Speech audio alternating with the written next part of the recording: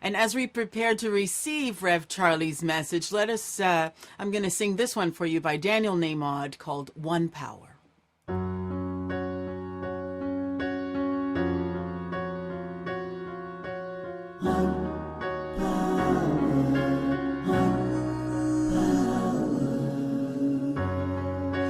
There's one power.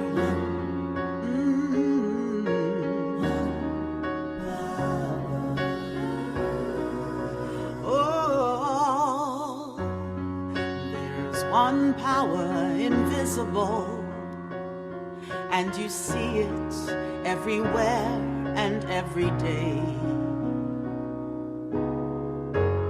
One power indescribable, yet you speak of it with every word you say. Mysterious until you know the truth, but as simple as the love inside of you. Call it God, call it Spirit, call it Jesus, call it Lord, call it Buddha, Baula, angels' wings or heaven's door. But whatever name you give it, it's all one power, can't you see? It's the power of the in you and me. One power, one power, one power. Oh, we speak so many languages, have different clothing, different colors, different names. Oh, but different is only dangerous when we forget that in our hearts we are all the same. And we'll remember when we close our eyes to see that such distances were never meant to be. Oh, call it God, call it Spirit, call it Jesus, call it Lord, call it Buddha, Baula, angels' wings or heaven's door. It's Muhammad, it's your mind, it's your soul and it's your sign. It's the universe, it's music, Mother Earth or Father Time. But whatever name you give it, it's all one power, can't you see? Whatever name you give it, it is the very air we breathe. It's the power of the love in you and me. One power, and one people. Oh, one power. Oh, it's one power.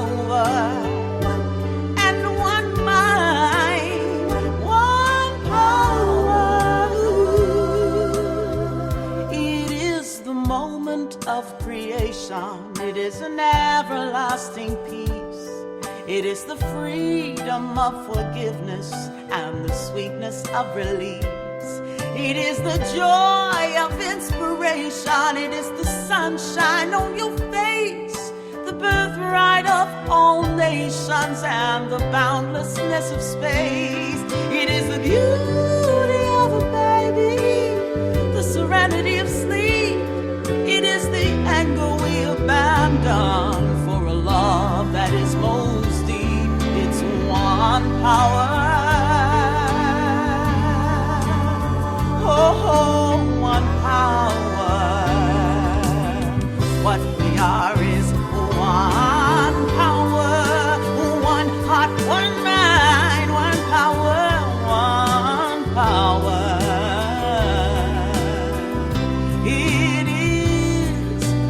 Power of the love that lives forever in you.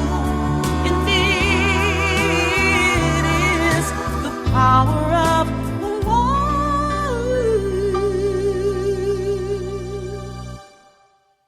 in you and in me.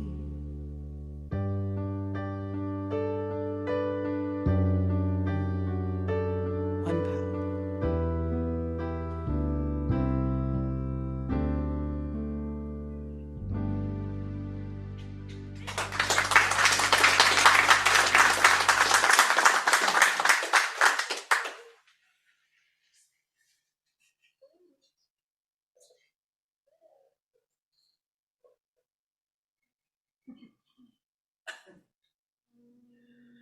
Some things you just have to see. But on the other hand, I couldn't believe my eyes. It was such an awesome sight. I was walking along the grand processional way, and on either side of me were walls of glazed yellow, blue, and white tiles. On each of the tiles was written, "I am Nebuchadnezzar, king of Babylon." It was written in cuneiform, in the ancient language of Babylon. And I won't try to tell you that I could read it. I couldn't. I knew what it said because that's what the tour guide said that it said. I could see an even more awesome sight further up the way. It was the 8th gate to the inner city of Babylon. Like the walls along the grand processional way, it was finished with bricks, glazed mostly in blue. It was an arched gate standing about 50 feet high. It had been built around 575 BCE at the order of Nebuchadnezzar and dedicated to the Babylonian goddess Ishtar. As I said, it was an awesome sight. And that is in spite of the fact that it wasn't located in Babylon, which is now impressive only as an archaeological site. Babylon's a pile of ruins. I was standing in a hallway in the Pergamon Museum in East Berlin. German archaeologists had excavated Babylon early in the 20th century, and they dismantled the Ishtar Gate and the Grand Processional Way, shipped them to Berlin, and meticulously reassembled them in the Pergamon Museum. I was there escorting a group of high school students touring Europe, and this was in the days before President Reagan persuaded Mikhail Gorbachev to tear down the Berlin Wall. And knowing that we were under surveillance by communist secret police, we felt a certain amount of tension. But even that feeling of tension couldn't diminish the awe we felt as we gazed upon the Ishtar Gate. And I'm sure that everyone who shared this experience imagined what it must have been like to see it in its original setting. Babylon had to have been one of the wonders of the world. Now, if I had actually been standing in Babylon and faced away from the Ishtar Gate, I could have seen the ruin of the Atemenonki, the temple of the foundation of heaven and earth. It had been a ziggurat, or multi-leveled tower, which originally stood about 91 meters in height. Now, 91 meters is almost the length of a football field. Now, it also must have been an awesome sight. However, it was in ancient Babylon, not the Pergamon Museum. And I can only imagine it, because I've never been to Babylon, and the tower was already a ruin when the Germans found it. In fact, it was a ruin when Nebuchadnezzar found it. Nebuchadnezzar was in the process of restoring the tower at the time the Israelites were captives in Babylon. At the site of the ancient tower, one archaeologist found a tablet inscribed as follows: "The building of this illustrious tower offended the gods. In a night, they threw down what they'd built. They scattered them abroad and made strange their speech. And because of that tablet, the Atemenonki is believed to be the Tower of Babel described in the book of Genesis." Now, the allegory of the Tower of Babel is the final prehistoric allegory in the book of Genesis. It's sometimes referred to as the end of the beginning. The entire allegory is found in the first 9 verses of chapter 11 of Genesis, and this is what the New Revised Standard Version of Genesis says about it. I quote, "Now the whole earth had one language and the same words. And as they migrated from the east, they came upon a plain in the land of Shinar and settled there.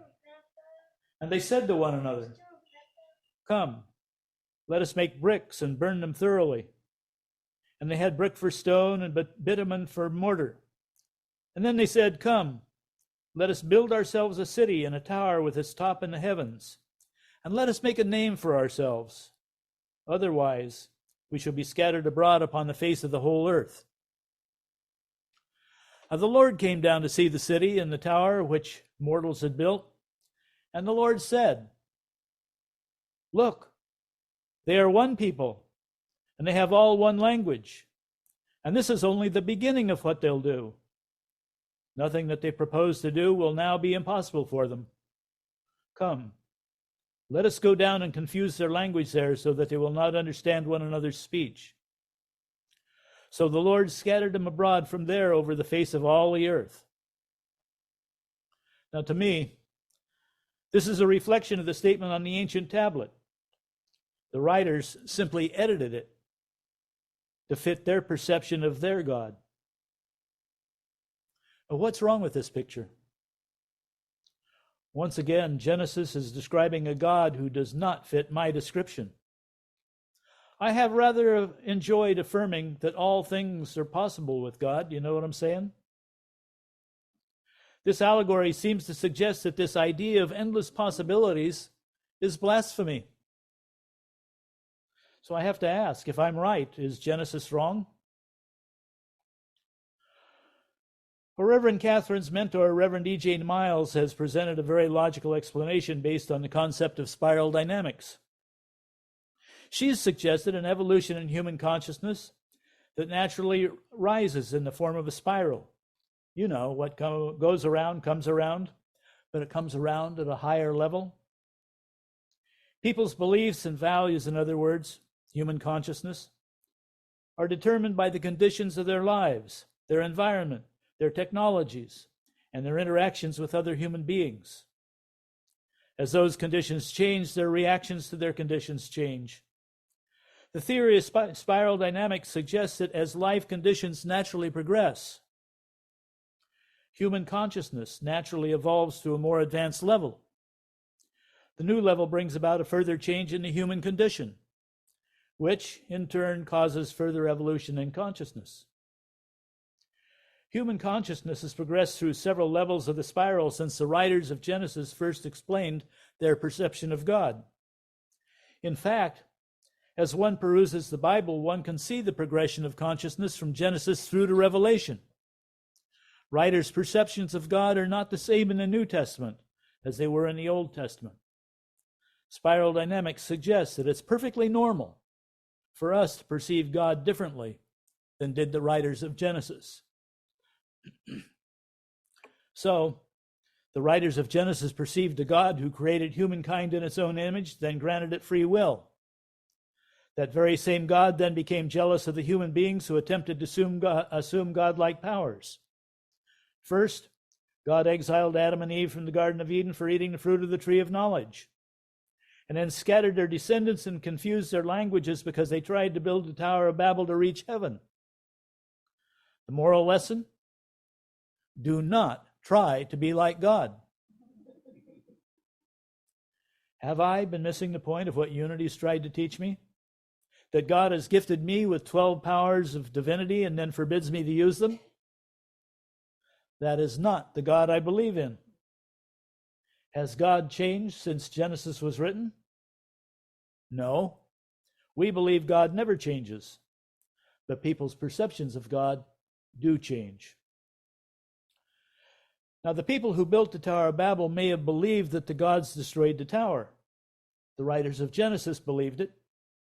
In a manner of speaking, they were right, but not for the reasons they believed. What happens if you try to build a high-rise out of bricks made of baked mud without reinforcing steel? I probably don't have to tell you that its weight will probably cause it to collapse. It's a question of natural law. If we perceive God as law, then God destroyed the tower, not as a punishment, but as a natural consequence of poor engineering. So the writers of Genesis tell one story, archaeologists and historians tell another. Sometimes they match, and sometimes they don't. In the Bible, the Tower of Babel story is an allegory. It's based on events that probably did happen, but fictitious details were added with the intention to teach a moral lesson. That's what allegories do. According to Genesis, the Tower of Babel was built by Noah's grandson Nimrod, the son of Ham. Well, let us remember that Ham was the son whose descendants were cursed by Noah. They were destined to have bad things happen. Harper's Bible Dictionary credits Nimrod with being the first powerful king on earth. It also says that Babylon was among the first cities in Nimrod's empire. Well, this represents another of the mysterious contradictions in the Bible.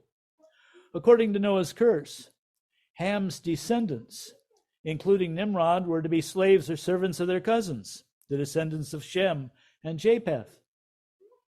Under the curse, Nimrod could not have been the first powerful king, nor could he have established an empire. There are other inconsistencies in the story. Genesis says that the people of Babylon migrated from the east. If they were descendants of Ham, they must have come from the region of Ararat, which is northwest of Babylon. What Genesis calls the plain of Shinar, historians say is Sumer. Historians tell us that the original builders of the Tower of Babel were the Sumerians. They say that Sumer was the first known civilization and that Babylon was its greatest city. The Sumerians created civilization, but they did not create an empire. They were not a united people. Rather than uniting as one people, they created several city-states that sometimes fought each other. Each city-state had its own ziggurat. It was the dominant feature of the city-state. Though the Sumerians believed that the tops of their ziggurats were gateways to heaven, each city-state tried to build a higher ziggurat than the others. It was a matter of pride. Now, the purpose of historians is to report what, when, where, and why they believe events occurred. The writers of allegories tell a story they intend to teach a moral or spiritual lesson. The allegory of the Tower of Babel was probably inspired by the Jewish period of exile in Babylon. There, the Jews saw the ruin of the tower. They came into contact with the local legends and edited them to suit their own purposes. They attempted to explain the diversity of languages, but their main intention was to continue the theme of divine judgment upon the continuing sin of humanity. This is the overriding theme of the entire Old Testament. What was Nimrod's sin? Genesis makes a case for disobedience. In Genesis 9:1, God issued a command, I quote, God blessed Noah and his sons and said to them, be fruitful and multiply and fill the earth. We interpret that as a command. However, according to Halley's Bible Handbook, Nimrod was ambitious to control the rapidly multiplying and spreading race. Halley suggests that to prevent this spread, Nimrod built the city and the tower. The idea of oneness of all people was not a part of the Genesis consciousness. Humanity had to progress several levels on the consciousness spiral before that idea could occur. The archaeology, the history, and the many discrepancies in the story matter to us only if we take them literally. Literally, they say little about us. So what's the lesson for us? The Metaphysical Bible Dictionary tells us that Babel signifies confusion. It goes on to tell us that when we think in outer or purely mental and psychic ways, confusion is always the outcome. In her book, Let There Be Light, Elizabeth Sand Turner wrote that the descendants of Noah became ambitious. They built their tower with bricks and mortar. Bricks and mortar, she adds, are symbols of our material nature. She suggests that just as their tower project was doomed to failure, you and I cannot reach heaven by material means alone. Well, duh. I thought everybody knows that. But then I realized that I didn't know that. In my early years, I would like to have bought happiness. Have you ever had that thought? The problem was I never believed I could afford it. That left me frustrated and confused. Obviously, I had not yet reached any level of prosperity consciousness. Reverend Turner explained the roots of my frustration. The Tower of Babel, she says, symbolizes humanity's effort to work without God. And this leads to confusion and the scattering of our forces. I'm beginning to catch on. My agnosticism did not always serve me well. Now, the Black Lives Matter movement suggests that now is a good time to bring up the idea of diversity. It seems that the people of the Tower of Babel allegory feared diversity. They saw diversity as a threat. They believed that God created diversity to prevent people from working too closely together. They believed that God had created diversity as a punishment. Just think how happy that God would be at how well we're working together today. Say it isn't so. Bernard Anderson, the author of Understanding the Old Testament, suggested that the building of the tower was part of a revolt against God. God's will, he said, was for social diversity. The will of the people was chauvinistic. Maybe the Tower of Babel allegory was intended to call our attention to our chauvinism.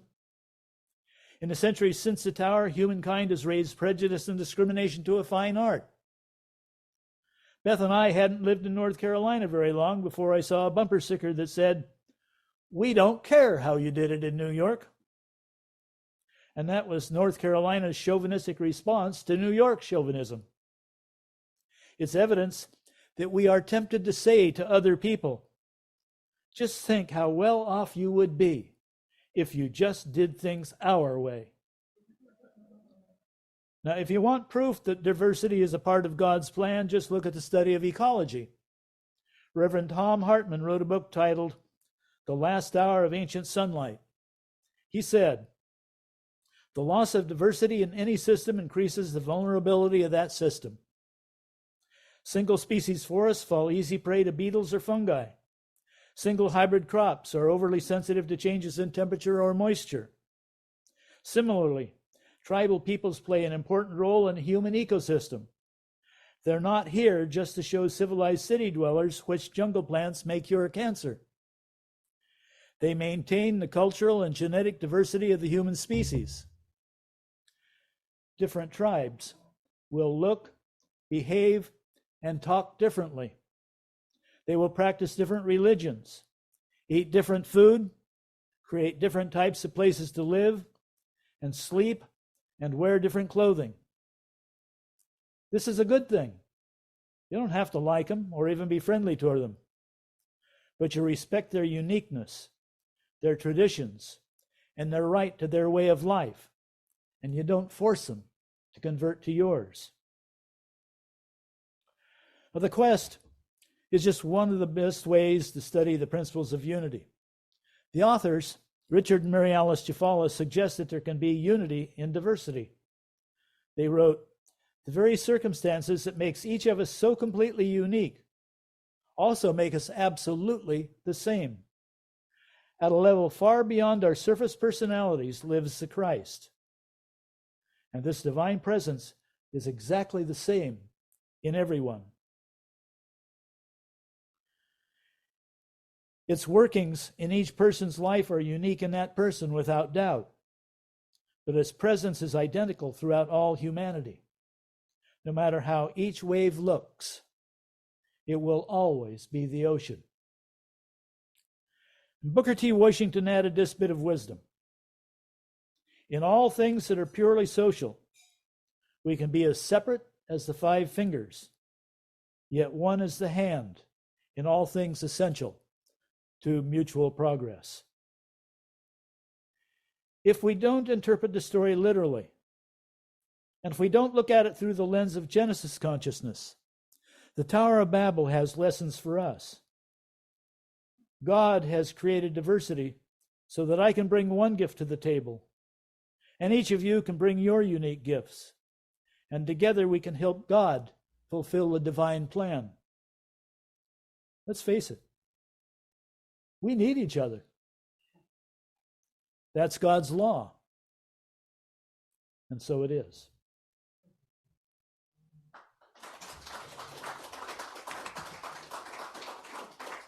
Wow. Thank you. Thank you, F. Curtis. I'm not sure if you know this one, but let us sing this one together if you do. Bind us together with thoughts that cannot be broken. Bind us together, bind us together, bind us together in love. There is only one God, that we are only one mind. We are only one heart, and all together we sing. Oh, bind us together, oh, bind us together with thoughts that cannot be broken. Bind us together, bind us together, bind us together in love. We are extensions of God. We are the promise divine. We are the same in God's eyes, and we sing with one heart and mind. Oh, bind us together, bind us together with thoughts that cannot be broken. Bind us together, bind us together, bind us together in love.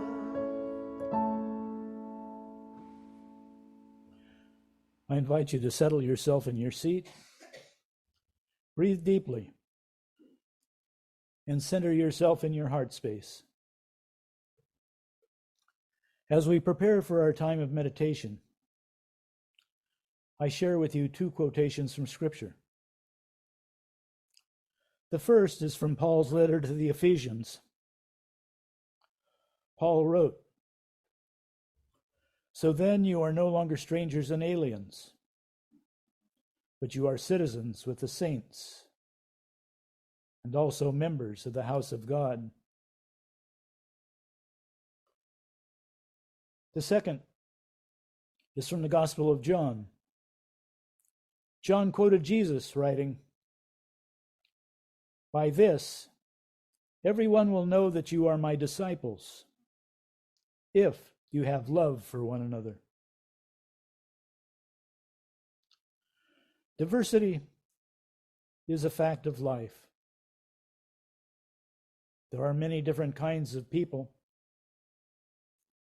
We differ in race, gender, language, manners and cultures, social roles, sexual orientation, education, skills, and income.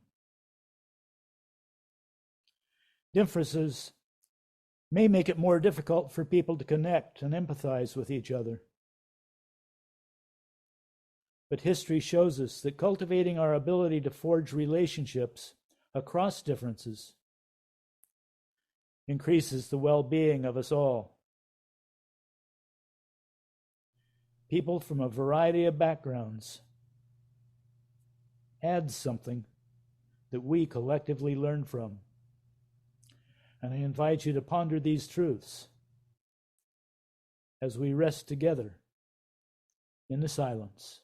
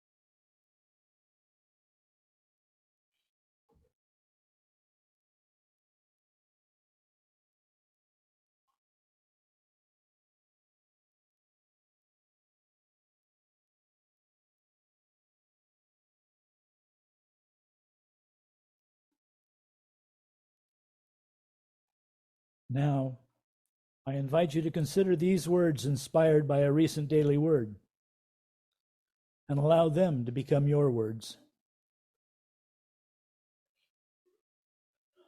I live in a world of magnificent diversity, filled with people of many backgrounds, cultures, and faiths. Even as I celebrate and learn from our differences,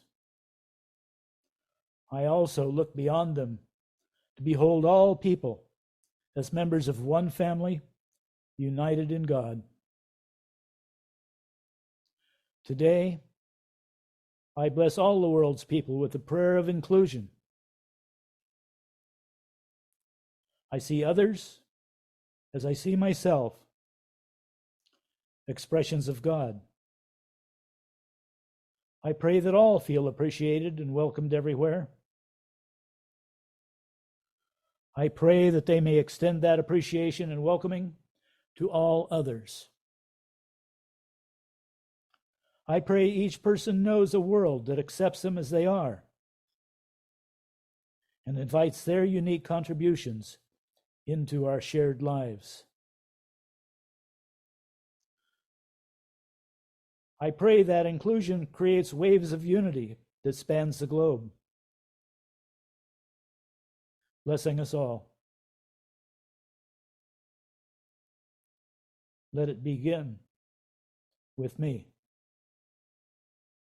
Amen.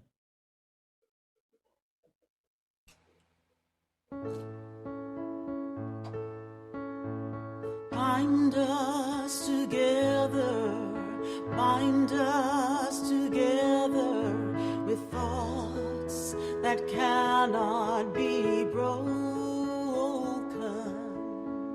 Bind us together, oh, bind us together, bind us together in love.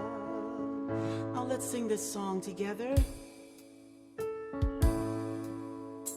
Bind us together, bind us together with thoughts that cannot be broken. Bind us together, oh, bind us together, bind us together in love. There is only one God. We are, and we are only one mind. We are only one heart. We are only one heart, and all together we sing, and all together we sing. Oh, bind us together, Lord, bind us together with thoughts that cannot be broken. Bind us together, oh, bind us together, bind us together in love. We are extensions of God. We are extensions of God. We are the promise divine. We are the promise divine. We are the same in God's eyes. We are the same in God's eyes.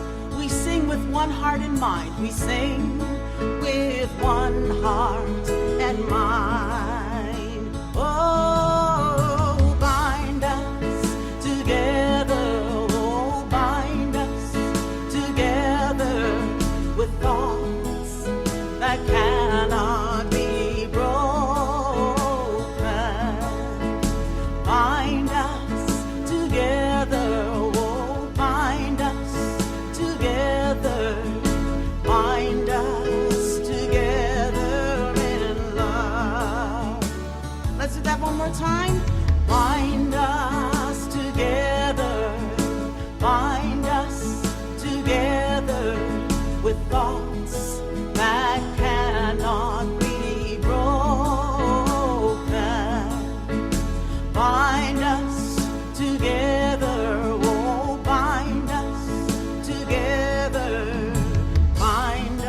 us together in love.